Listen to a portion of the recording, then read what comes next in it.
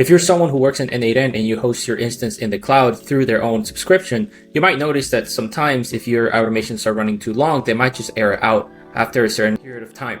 So this is something that I myself ran into when I was trying to generate icebreakers for my cold email campaigns in n8n using ChatGPT and looping over every single row in my Google Sheets. So right here, I have a list of over 1,000 prospects that will be entering a workflow, which is this one right here. And once we get all those rows, we're going to be generating icebreakers, subject lines, and postscripts that we're going to be sent in my email campaigns. The problem is that this takes a lot of time. So after about 40 minutes, the workflow itself would just error out and I would get no notification or nothing that it's stopped. So why don't we go ahead and ask ChatGPT, what are the different timeout limits in n8n for the different subscription plans that they have?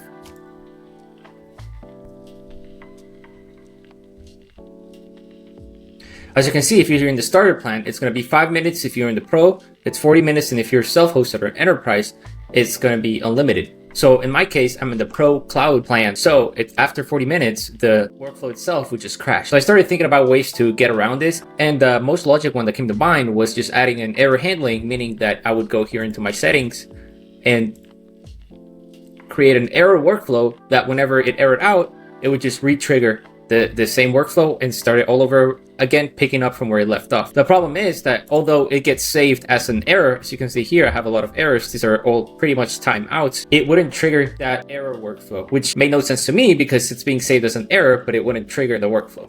So this might be something that n8n might need to fix in the backend, but in the meantime, I found a different solution. So initially I would trigger this workflow using a manual trigger.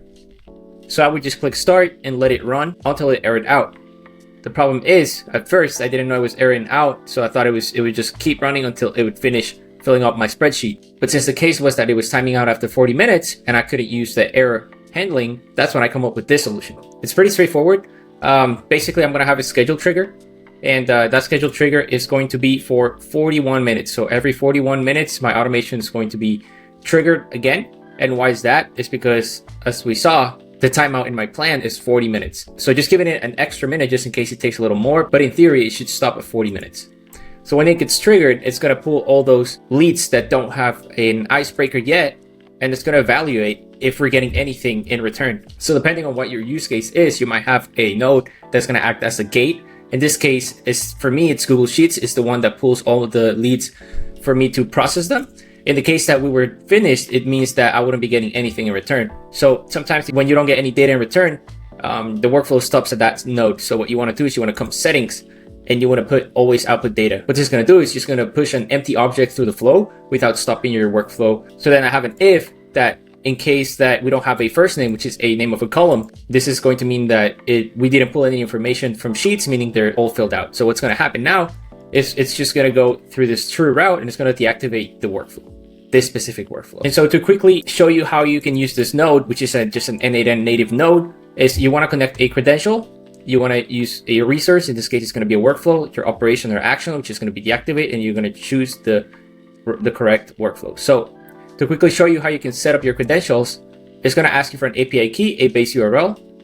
And where can you get your API key? So if you ever bring into your n8n settings, you're going to see that there's a section that says n8n API. And what you want to do here is you want to create an API. It pretty much has all the scopes that you need set up as default. You want to give it a name and you want to click save.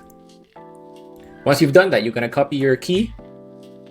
Then you're going to come back to your node and you're going to add the credential. You're going to paste that API key here, and the base URL, this one right here, is just going to be whatever the name of your instance is, up to where it says cloud, then /API/v1. So how do you start this once you've set it up? You want to start it by manually triggering it. And so I'm just quickly going to give you a quick run on how this works. So I'm pulling up 801 leads that still need their icebreakers or personalizations generated. We're scraping their website, which I'm getting from scraping Apollo and other databases.